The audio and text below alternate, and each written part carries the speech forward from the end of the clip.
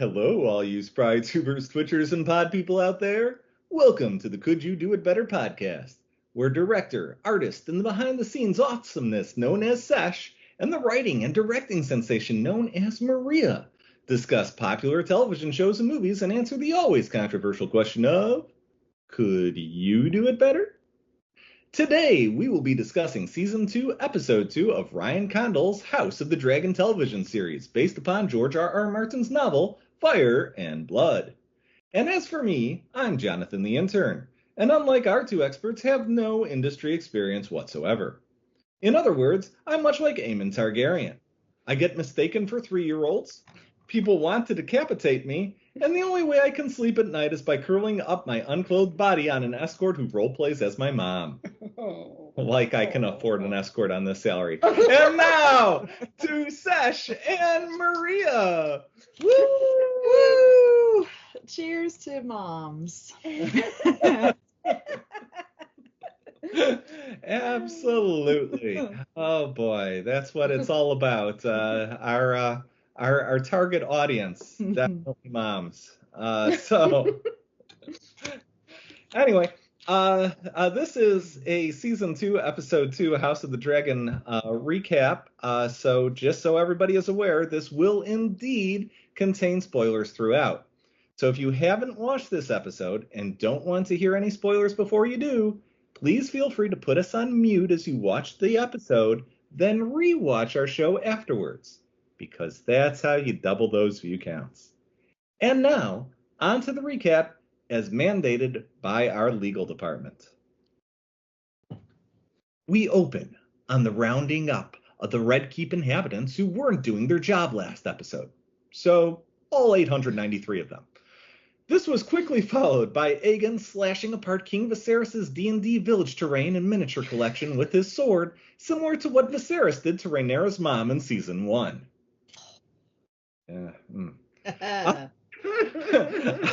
Otto and Alicent have a heart-to-heart, where Alicent feels that the gods are punishing her for her late-night escapades with the only security the Red Keep had, while Otto goes full Otto and saying they can use the great-grandson's death to their advantage. Back to the enraged Aegon, now in small council, speaking in unique combinations of curse words that one typically only hears when a coworker's computer crashes without backing up, or you stub your toe on the corner of the coffee table. Why is it always out in the middle of the room? Anyway. It's about this time Larys walks in saying they found a gold cloak with your son's head in a bag trying to run away. Wait. He's still running with the head like 6 hours later? What in the... okay, then, I guess. All right, Aegon tears into Sir Criston, asking what the F he even does. And Criston spends his last tiny iota of self-control not to respond back. Your mom.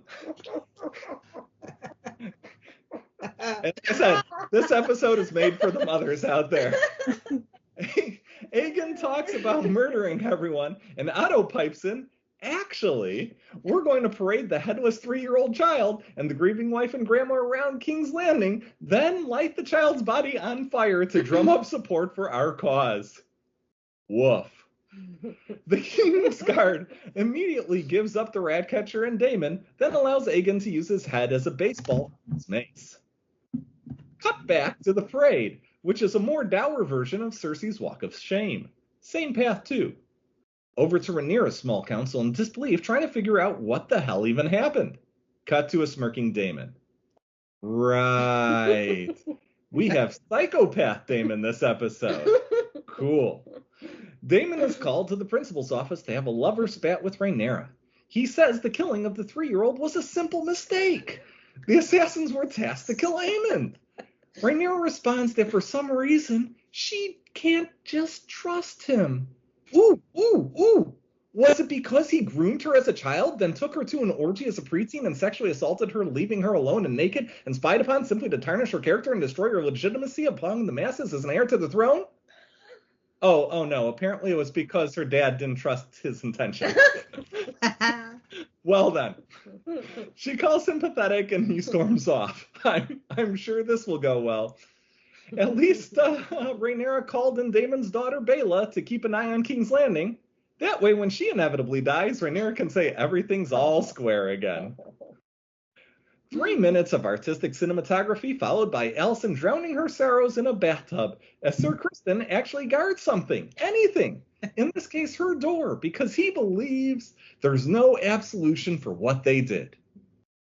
And Criston leaves his guard a whole 15 seconds later to do a cleanliness check on Sir Eric with an A. Call him a traitor and a disgrace for allowing Jaehaerys to be murdered on his watch, and commands him to go over to Dragonstone pretending he's his brother and kill Rhaenyra.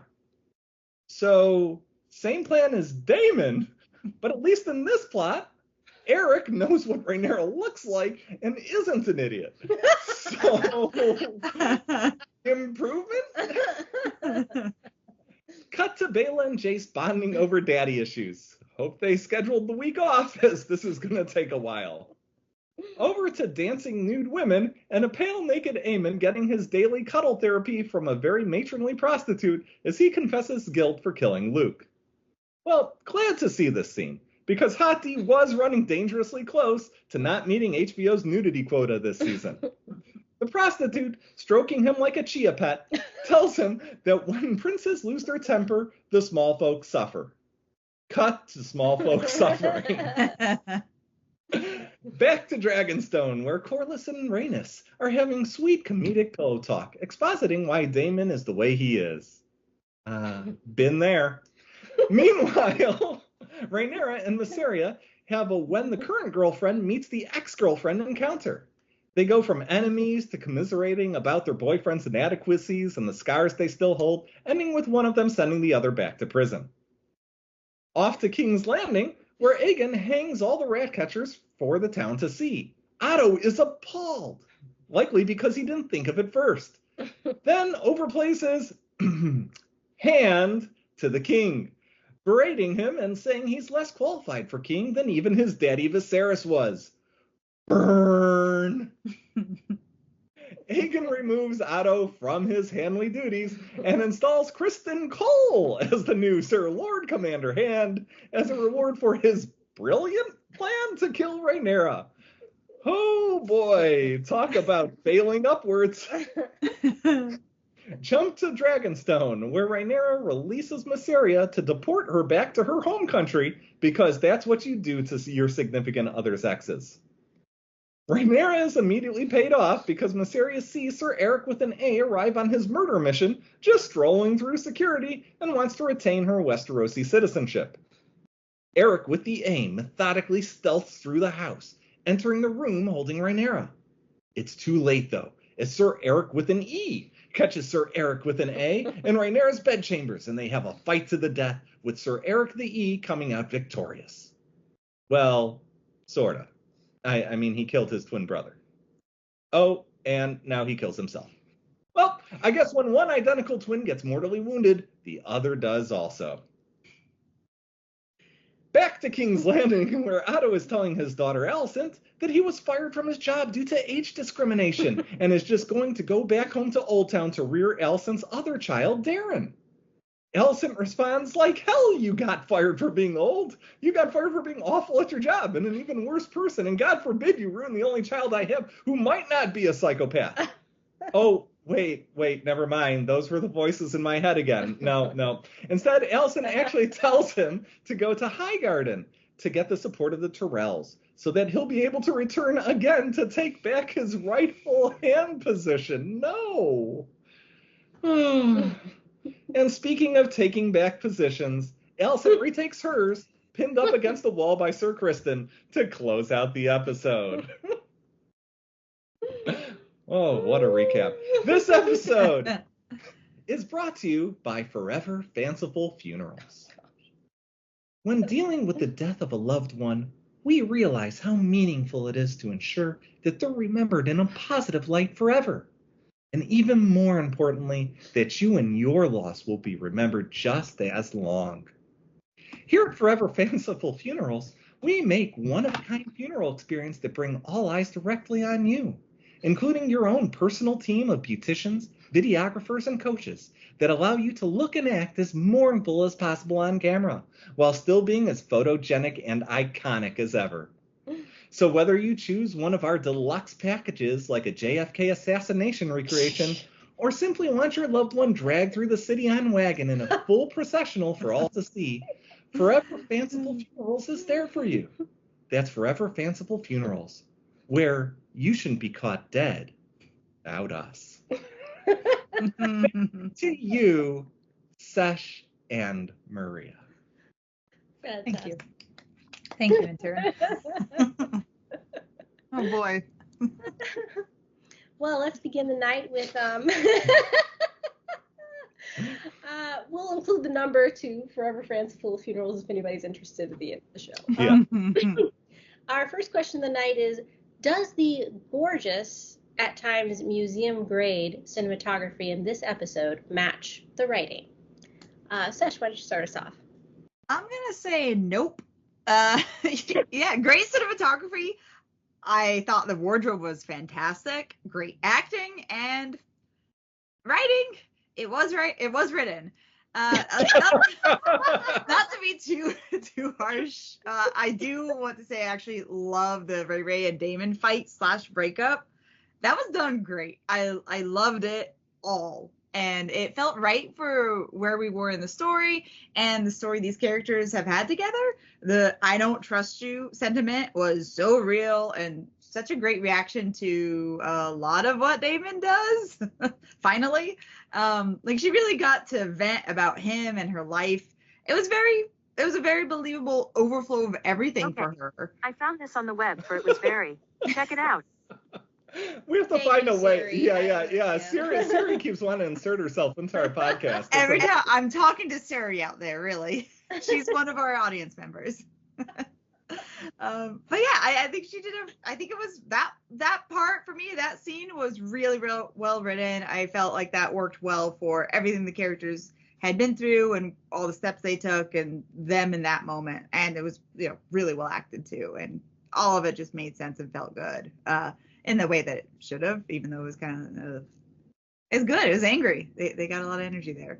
But outside of that, mainly the brothers fight, I feel like it was done really well, but like we weren't ready for it. Like they're likable, but we didn't get to know the two brothers very well. Like I so wanted to care more about their fight.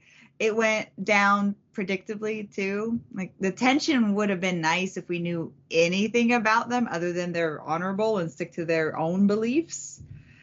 Like it would have been nice to have a favorite twin. Like I almost wanted, Cole's guy to win with I'm mixing them up if it's with an E or an A right now, to win and to live. I wonder how that happened. I know. Why do they? And just Eric. I'm just gonna say Eric to win and to live, so that there could be more tension in future episodes. Like if he was just there near Rhaenyra, or maybe not even letting the audience know which one actually lived, and one of them, that would have been really cool. Like an assassin potentially being right there, or the mistrust of him if it was really him. But nope, just both dead. End of tension. One episode, one done. I was hoping we would wait like an episode or two for those two to fight. This episode is fine enough, but there was just something or a lot of little things missing here for me. Like it really felt like it all should have been more impactful emotionally than it was, but like we weren't ready for it. Except for the fight. Yeah. The couples fight. Right. Yeah, I mean, I thought the cinematography was beautiful, focusing on the emotions of Rhaenyra, Alicent, and Helena.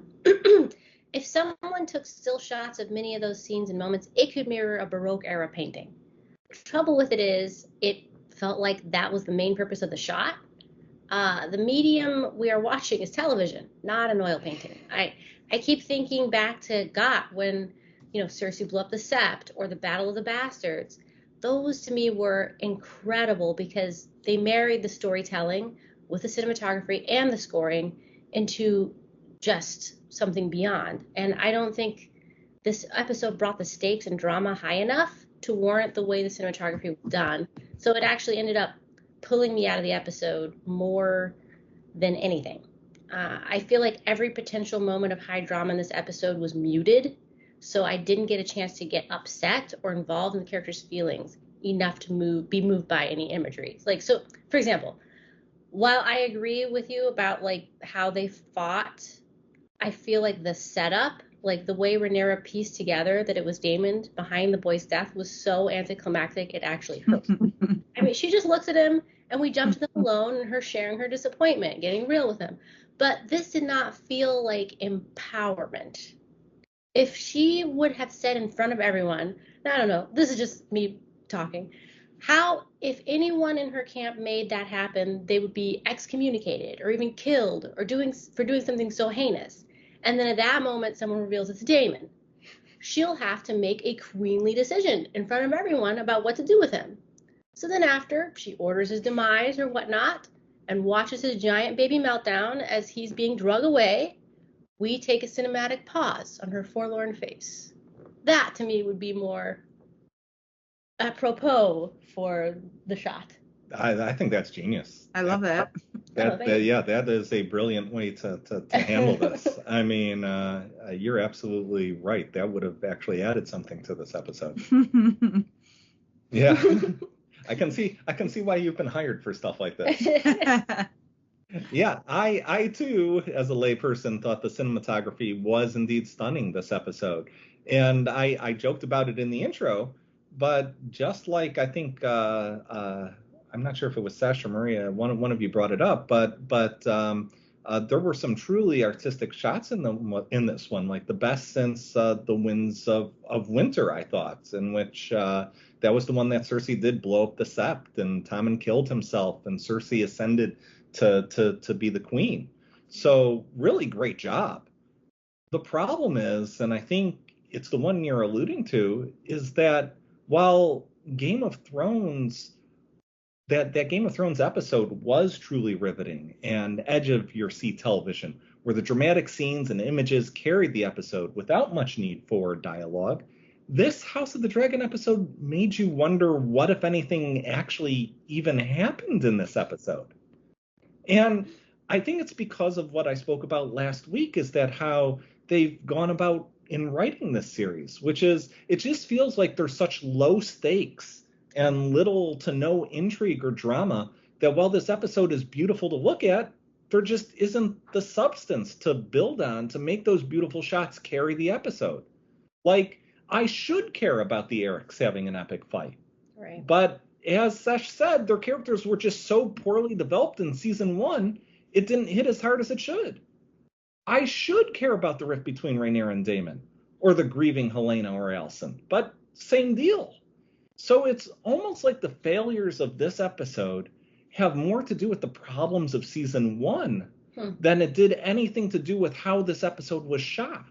Mm-hmm. But at the same time, it seems to me like you'd wait to shoot this type of episode when something of actual real significance happens, and there's a big fallout from that. So yeah, I mean, I think there's definitely a disconnect there, but I think this episode here, if we just took it in a vacuum and set it apart from everything else, we'd actually feel a little bit better about it. But because of season 1, like we just assume based off of that episode, oh, this is all super meaningful stuff.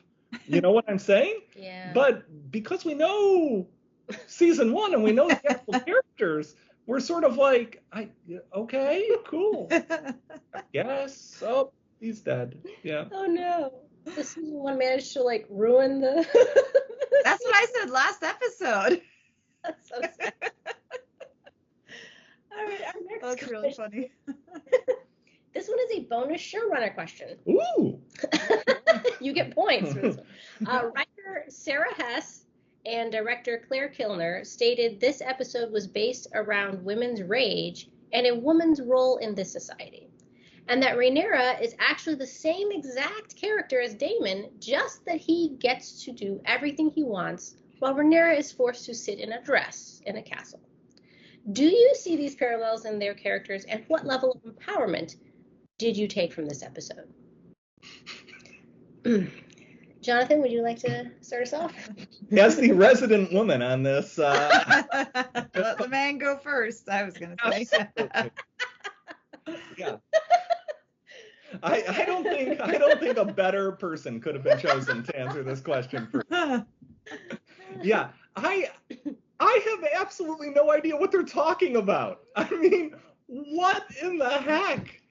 Rhaenyra and Daemon the same character? Have they seen any of the episodes they're writing?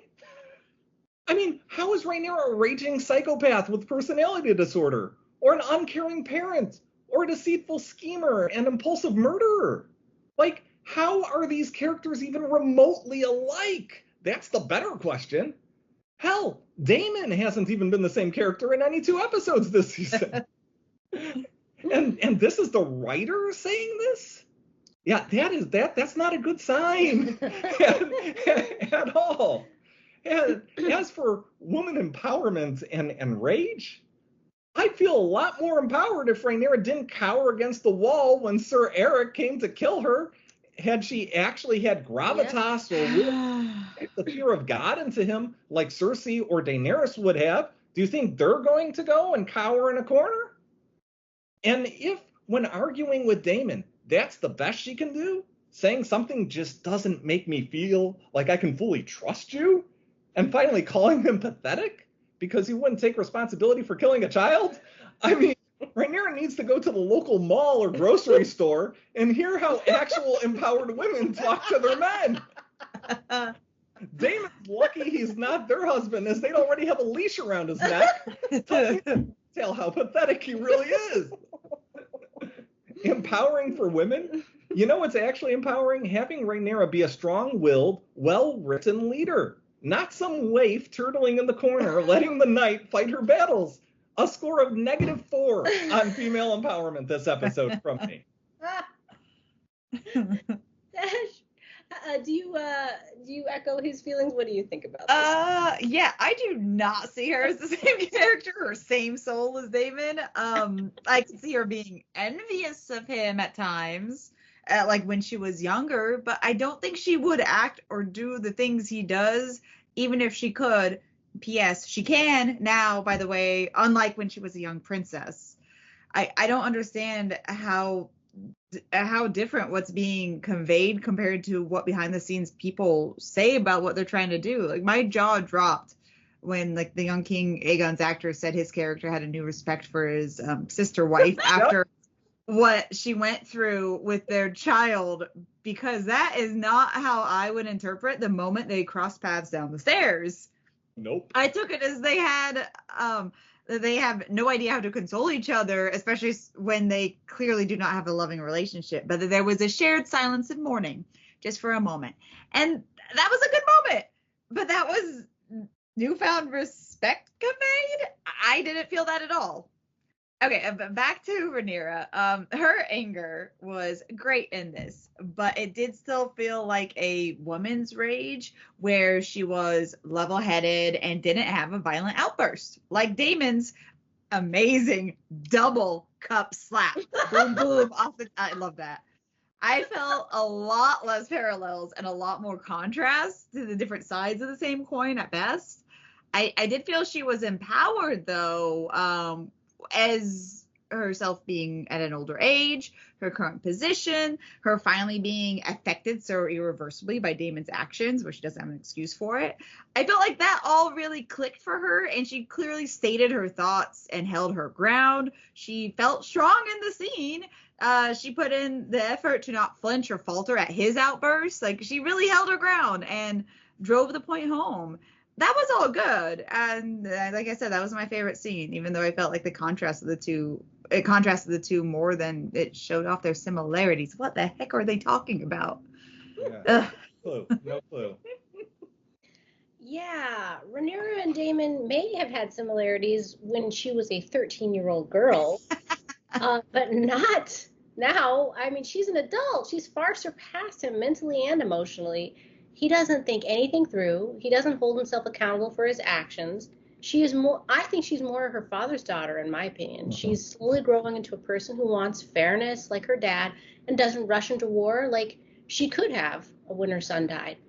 She is in an unfortunate situation, but I think if given the chance, she would emulate her father more than anyone else. Although she would do a better job because she actually wants to rule. She unfortunately doesn't have a ton of people to advise her properly, so I'm not sure if she'll ever get to do that, but I think she had the potential. Daemon does not have the potential to rule fairly because he can't hold a fair conversation without anyone, let alone run a kingdom. You know, he's hot-headed and tends toward violence instead of using his words to solve things. Great points. So they're exactly the same. Yeah. All right. All right. Our next question of the night is, do you think the funeral march carriage scene was necessary or added to the episode important information about the characters? I'm going to start this one off. I mean, this may not be popular opinion, but to me it felt redundant because the hand said exactly what they were going to do and why. After that, seeing exactly what they plan play out has no real importance. I mean, if someone or something acted out of the ordinary during the scene, then that would have been different. I kept thinking the carriage was going to bump into something and the poor little baby's head was going to roll into the mud, triggering a massive meltdown from Helena and a crowd reaction of madness. This could have been very interesting, depending on what the crowd and Helena could have done. But no, it went almost exactly as planned. Alicent and Helena were understandably uncomfortable. We didn't learn anything about anyone that wasn't said by the hand in the first place. Interesting take. Yeah. So for me, I actually do. Though I do agree with you that both having Otto saying the funeral plan and then showing it without any additional payoff does seem unnecessary. But the reason I do has nothing to do with this episode, hilariously. the reason I do has to do with Game of Thrones and how the scene parallels Cersei's walk of shame in Game of Thrones. This is one of the parallels that I've actually appreciated thus far, maybe the only one in the series, simply because it wasn't in your face or blatant or exposited by one of the people in the crowd, like the she's wearing the color green. This means war we saw in season 1. You know, instead, the procession harkened back to Cersei's walk and those images, and you visually see the connection that this is Rhaenyra's walk of shame and how devastating it is to her. Like, I would have liked to see some additional payoff, like you said, like Jaehaerys's body falling off the cart into the mud, and the full grieving Helena prostrating herself on the ground with the tear-filled Alicent just trying to pick her up such that they could continue. You know, but I actually think they handled this scene well. Can't believe I said that. And much improved compared to the prior episodes. So as I said, I think this did have a point. Maybe just Otto shouldn't have explained it as much ahead of time. Like maybe he should have just been like, we should use the child's death, you know, against Rhaenyra, and then they go ahead and they show that at the funeral. Yeah. But I do see what you're saying. Like script wise, you're right. It's completely redundant and adds nothing. Yeah, I mean, I agree, and I'd say, yeah, like I do think it was not poorly done.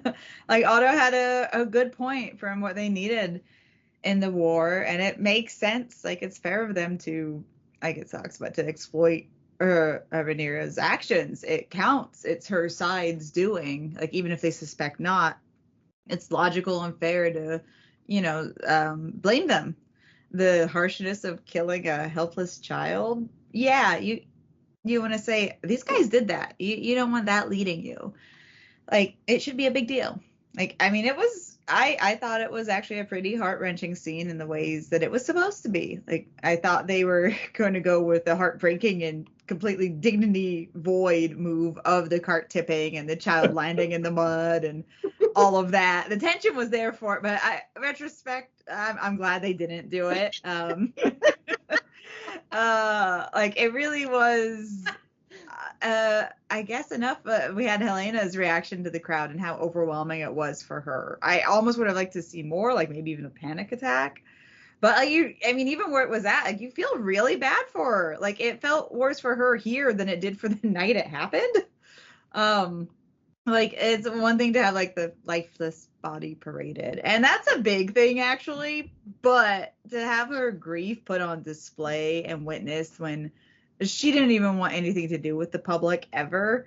Like she clearly has issues with socializing, social situations, and to put her specifically on display for the crowd, that's enough to just say screw Odo.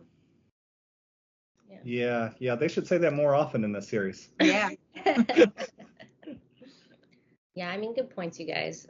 So our next question of the night is, could you have handled young King Aegon better than the Hand?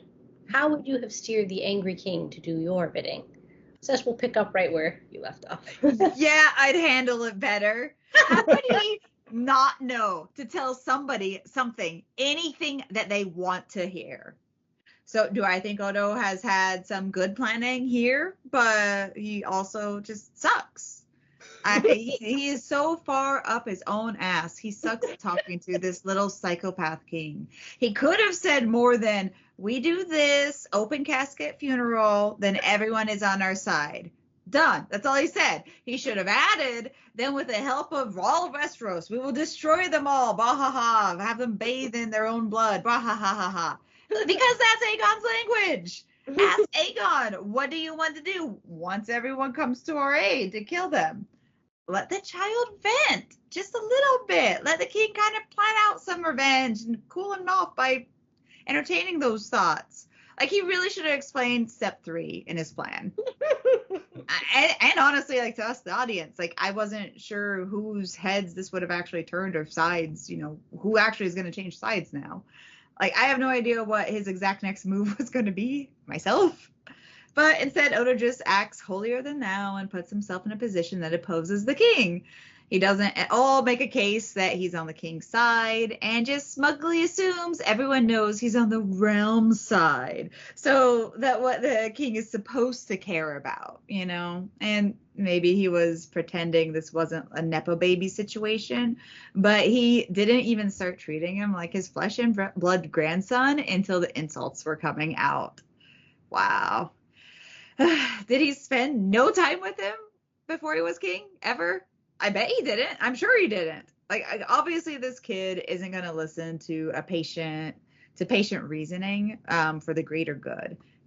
Otto's so arrogant to think that he would. Looking back on this scene, he really got himself fired. And I feel less bad about that than I am excited about the absolute train wreck we're going to get with Cole as the Hand.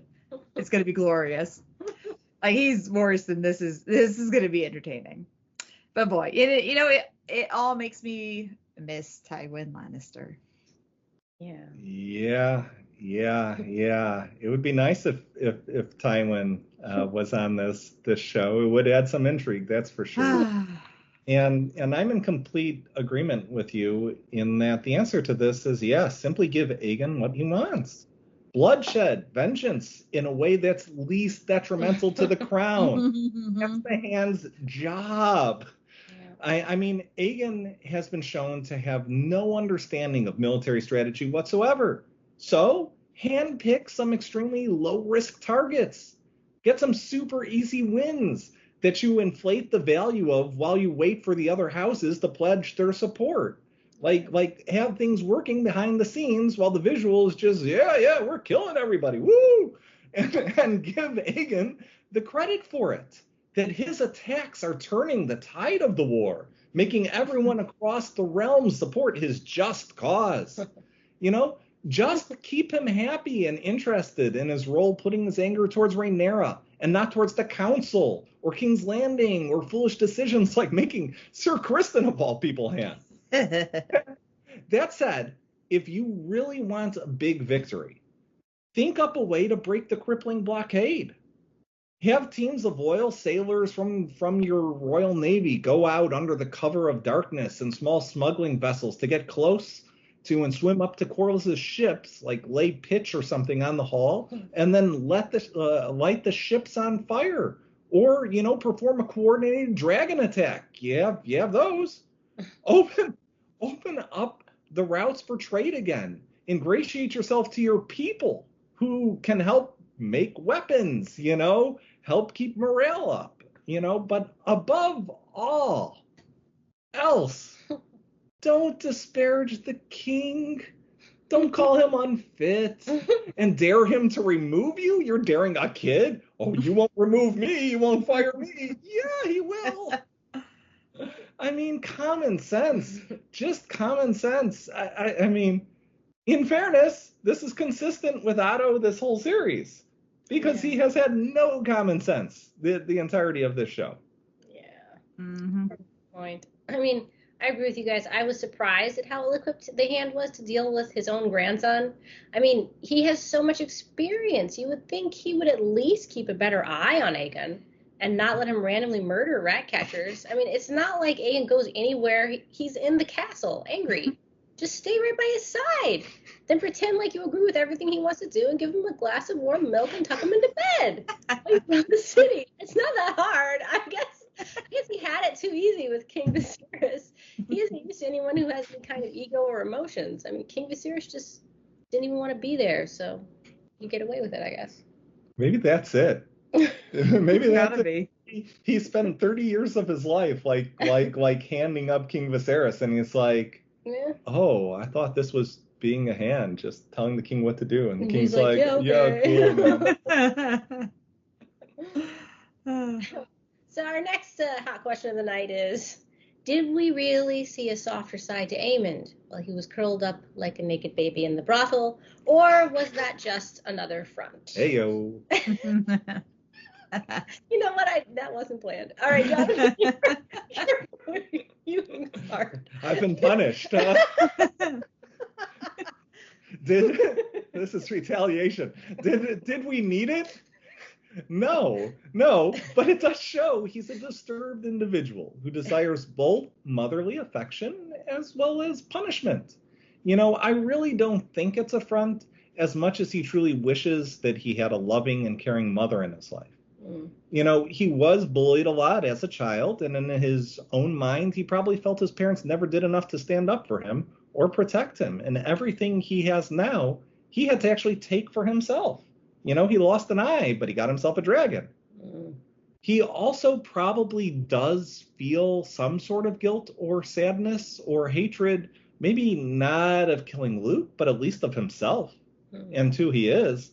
And I mean, that's a pretty driving and motivating part of many serial killers. And then they go through cycles of that self-hatred and anger. Then they go into violence and killing. And then they go back to crippling guilt and not feeling like they're good enough. And that starts the cycle all over again. So I did see value in this scene, if not for the reasons that the showrunners and writers necessarily were writing it. I think they wrote it to try making it seem like he has a softer, caring side, but that's not what I got from this at all. And I like my idea a lot better. So I'm just gonna stick with it and say that is canon. That is canon to anybody else. No, that was a very insightful look into Aemond. Very impressive. That's eye-opening a bit. I know serial killers. Oh my. So, yeah.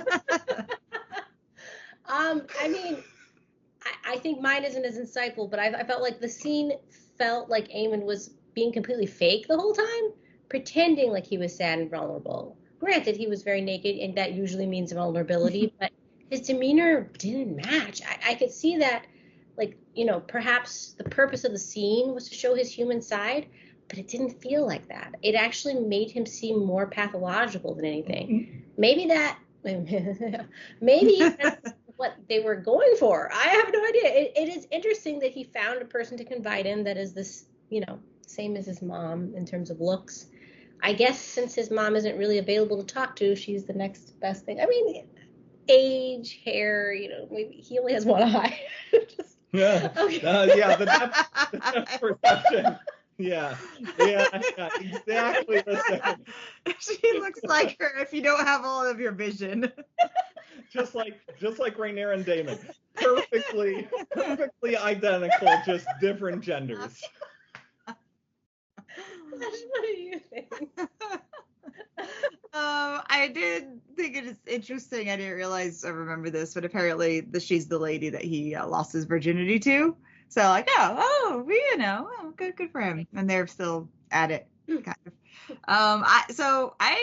I don't know what they were trying to convey exactly with this scene. It probably missed the mark as it usually does, but I did approve of this scene actually. I constantly feel like he's a better characterized version of Daemon. Like he literally even looks like him more than anyone else too. It's weird. But when he's feels, he turns to hedonistic stuff. Like seems in line. Like maybe they were going for it, but I didn't feel like he regretted, killing Rhaenyra's son. Even though that wasn't his intention, he seemed disappointed in himself that he wasn't in, perfect control of the situation, and then that happened. He doesn't really seem broken up about his little future king nephew either. But I did feel like he was shaken up by his own near-death experience. Like he understood that this wasn't supposed to be a political game of chess move by killing the child. He understood that it was meant for him and simply meant to be revenge. I think he feels a bit exposed for not expecting that earlier. Like him saying they fear him felt like he was actually really trying to convince himself of that rather than them simply wanting him dead for what he did. I take this scene as him kind of hiding out or laying low and being fearful, actually. Oh, that's an interesting take. Yeah, that actually makes sense. All right, our next question tonight is, does it make sense that Alicent is not very affectionate towards her children when they're in need? If memory fails, she was more affectionate towards Rhaenyra in her youth than she is to her own mourning children. Jonathan, you want to take? Sure. In some ways, it does make sense. As in her youth, her relationship with Rhaenyra was warm and loving. I mean, Rhaenyra was her best friend and loyal companion, and it was hinted at, I don't know if in the books, but at least in the show, that Alicent loved her romantically. Only for Alicent to be coerced and pimped out by her father at such a young age to seduce Rhaenyra's father, a man much older than her, who she never romantically cared for, and then forced her into the role of evil stepmother / baby factory that she was never prepared for and feels awful about. She honestly lost everything she had by doing that. And having a bunch of psychotic screw-ups, I mean, that certainly doesn't help matters. So it does make sense to me that she sort of neglected them and didn't comfort or parent them, and leaves them crying in the room while she celebrates her me years. I hear that from the kids outside. Celebrating her me years, hooking up with men who are attractive but dead inside. So living that best life. Yeah, living her best life. You do you, girl. That said, I would hope she'd have more than a bit more sympathy for her children than she does. Just a smidgen. Yeah, I mean, I agree. I think maybe her hands-off approach comes from her deep resentment towards being forced, into having a bunch of kids in the name of duty. I think maybe she loved Rhaenyra more than her kids in some ways, and Rhaenyra was her only friend. While it was her duty to care for her, it was not the same kind of load as caring for one's own kids that one did not want. It seems like she would rather be anywhere than near her children, as we see her spending most of her time with Sir Criston Cole. I think she wants a do-over button. She's tried running from her pain and making sense of life with religion, but that hasn't really worked because her father makes sure he is her main religion. Mm-hmm. I don't think she realizes yet how much she needs to separate herself from him, from his influence, and even Sir Criston's influence, and take a breath. Figure out what she wants out of life. I don't think she wants this fight. Deep down, I don't think she cares who is on the throne. Wow. Boy, that sounds like an empowered answer. Luckily, we're in a show that's all about empowerment. Yeah, I think you two are spot on. Yeah, her feelings for her kids have always been like so reserved and so minimal. Like, I mean, it's like, I mean, her kids mostly suck. Like, they really suck. All of them suck. I mean, and she had no affection for like the zombie king father, but like Cersei was in a very similar situation, and she definitely loved her kids, and they sucked mostly. Like Alicent, like absolutely cared for Rhaenyra more than these kids of hers. Like there's no question about that. And I don't even think she cares for Cole. Honestly, they just both grew to hate Rhaenyra and bonded over that. They got nothing else going for them except they're both hot.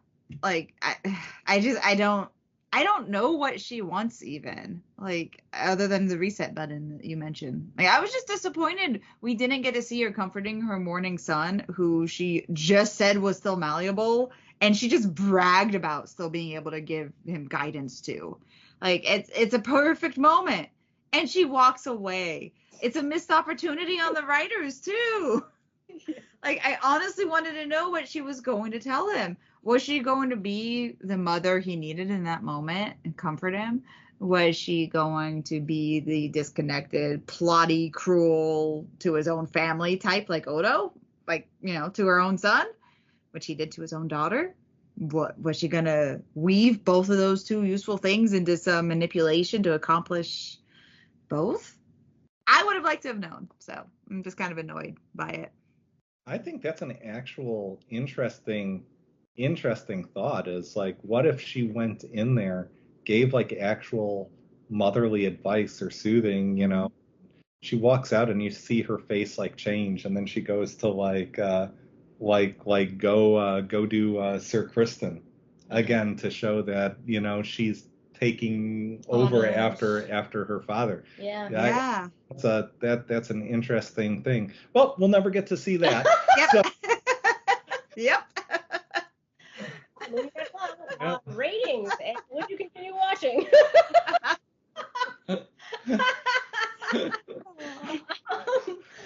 I'll start, I guess.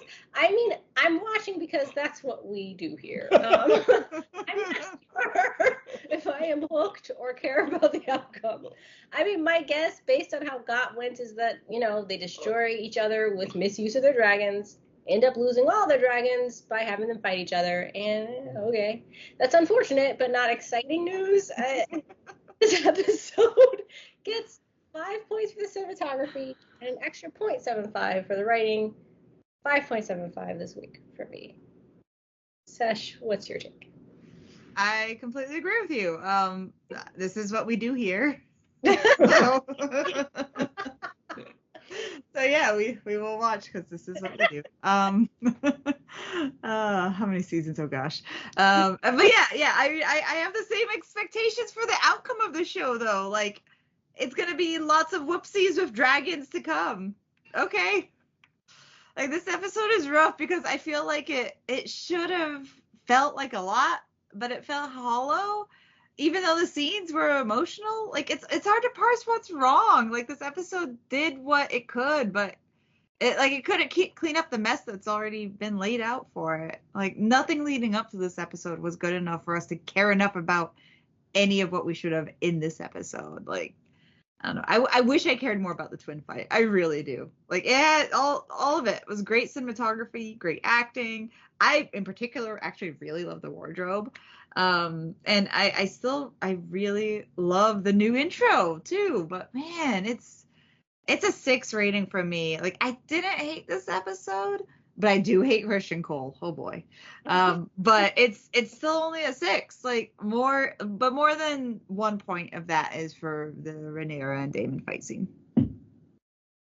you know, based on your responses, I'm really starting to question that contract I signed that said I'd be an indentured intern for life. So this doesn't look like great career final final aspirations for me. But that's an intern problem. That's not necessarily a listener problem. And as I've been told by HR multiple times, just move on. So,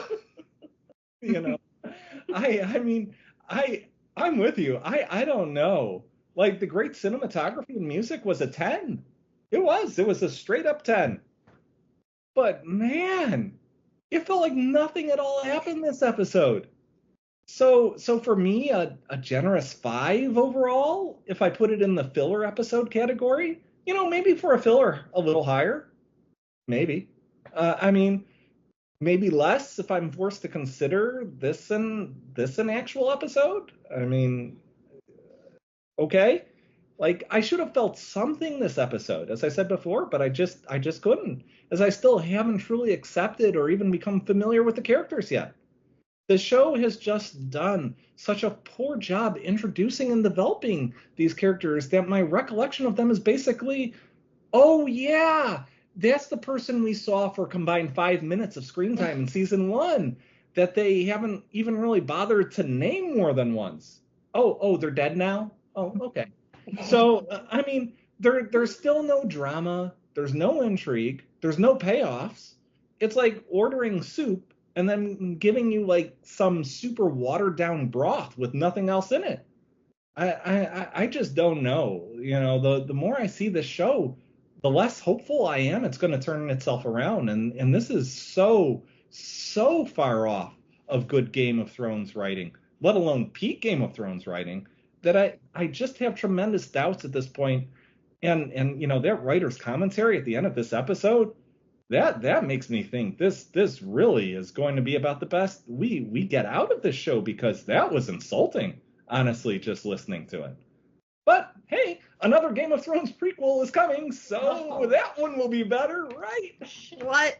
Right? Yeah, Dunk and Egg. Oh. Maybe at the same time we can do 2 of these episodes a week, huh? How fun is that? I feel like it's a drama that's afraid of being dramatic. It's It is like, Maybe. I don't know. It's almost like, maybe I'm going out on a limb. People, I have not read the books that go along with this, and maybe there is like a lot of detail over this in the books, but it almost feels like they took a little small section of the Silmarillion, like in J.R.R. Tolkien's Lord of the Rings, and they decided to base a movie off of that, Yeah. So there wasn't, it just feels like there wasn't much to go on.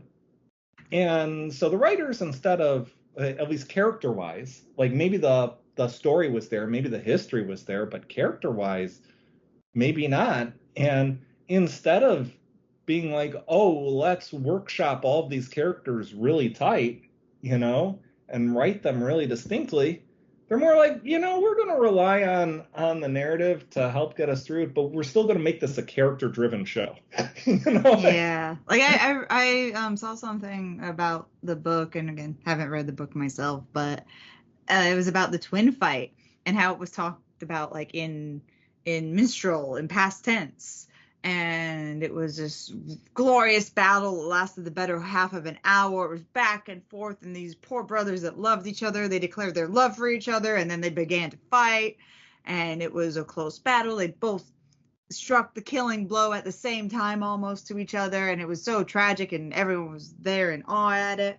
And then there's this other character who like describes it like it was short and brief, and they did away with each other right away, sticking to their guns and their honor. And like, I feel like the show like kind of just went for this middle ground, or it wasn't as hard on like, it wasn't further on the spectrum of like either dramatization. Like they just found like a happy middle when it's not a happy situation or show. Yeah, it's weird. I think it's really weird. This would be a really good episode if you haven't seen any of the episodes and you walk in like, oh my gosh, major spoilers. What the heck? Okay, this show looks crazy. And then you can go back and watch and then maybe see if you still like this episode by then. Yeah, completely with you. I would say, yeah, that vacuum score would probably be a lot higher because you'd walk in with assumptions. You'd be I know like, people that walked in with Ned Stark in season 1, and that was their intro. yeah, Yeah. yeah. All right, you want to take us home? Yep. Let's just go ahead and check if there's any questions. I did see people listening in, hearing us. So hi everybody, thank you for joining us. We really appreciate you guys all staying till the end and your support. And hopefully we brought you some intelligent conversation and laughs tonight. And it's your support that makes this worth it. Did not fumble it. If you like the show, please like, share, subscribe, heart, and if you hated this show, please make sure to like it twice, as that'll really show us. We keep metrics and everything, and it makes us do better next time. Our next episode will be on Tuesday, July 2nd. We will release a live stream on YouTube at 9 p.m. Eastern. We will probably do the live podcast a little bit before, just so we have time to clean it up. So looking forward to seeing you then. And until next time, could you do it better? Dun, da, da, da, da, da, da, da, da, da, da, da.